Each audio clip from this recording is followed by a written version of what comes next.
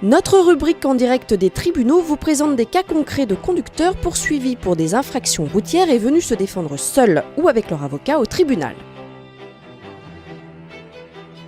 Notre cas du jour est celui d'un automobiliste interpellé pour un excès de vitesse conséquent puisqu'il a été contrôlé à 113 km/h au lieu de 50, mais un dépassement de 63 km/h qu'il conteste et après avoir échoué en première instance devant le tribunal de police qui l'a condamné à 400 € et 1 mois de suspension de permis de conduire, il a décidé de faire appel.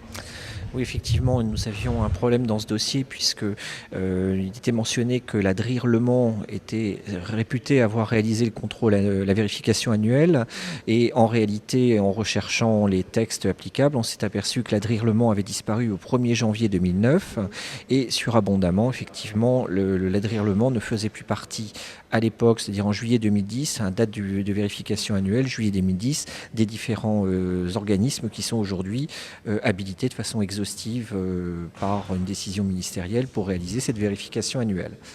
Donc ça nous permettait effectivement de plaider la nullité de la procédure puisque l'appareil était réputé ne pas avoir été vérifié en réalité. Concernant la précision du lieu, il était indiqué sur le procès-verbal au niveau du cimetière, c'est bien ça ? Tout à fait, c'était indiqué au niveau du cimetière. Donc ce que j'ai expliqué à la cour, c'est que les murs d'un cimetière sont nécessairement relativement longs. Et comme nous sommes avec des appareils qui ont une distance efficace et une portée efficace pour réaliser le contrôle, ça posait effectivement un gros problème puisqu'on ne connaissait pas l'endroit où étaient placés les gendarmes, puisque là nous sommes avec des gendarmes. Et on ne sait pas également à quelle distance mon client a été effectivement contrôlé, c'est-à-dire l'endroit où sa voiture a été touchée par le faisceau du laser, et donc évidemment ça relève de l'imprécision absolue, aussi bien du lieu de contrôle, c'est-à-dire l'endroit où se trouvent les forces de l'ordre, que du point de contrôle, l'endroit où se trouve le véhicule du client. Dans ce dossier, ça avait une importance encore plus grande puisqu'il était réputé avoir été contrôlé au niveau d'un cimetière, c'est-à-dire en agglomération avec une limitation de vitesse à 50 km/h, et qu'en réalité, semble-t-il, ce cimetière se trouve très près de la limite agglomération route nationale, et donc 113 km/h sur 50 ou sur 90 voire même sur 70, parce qu'il peut y avoir une prélimitation de vitesse, ça générait des problèmes de procédure et ce n'était pas non plus la même contravention, c'était pas le même tribunal, etc.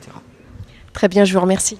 Je vous en prie. Tout procès-verbal n'a de valeur probante que s'il est régulier en la forme. En clair, il doit être parfaitement rempli et l'un des vices de forme les plus courants porte bien sur le lieu. C'est pourquoi lorsque vous contestez une contravention, il est toujours utile de bien vérifier le lieu de l'infraction noté sur le PV.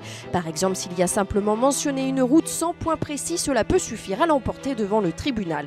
En l'occurrence, le magistrat a bien retenu cet argument et a décidé de relaxer le conducteur poursuivi. Quant aux vérificateurs de radar, ils ne sont plus que 3 organismes exactement à être autorisés à les vérifier à la place des DRIR. En clair, sur les PV, seuls le LCIE, le LNE et SGS Qualitest Industrie et dans certaines conditions le fabricant des cinémomètres ne peuvent aujourd'hui être mentionnés sous peine de nullité. À très bientôt pour d'autres cas juridiques sur caradisiac.com.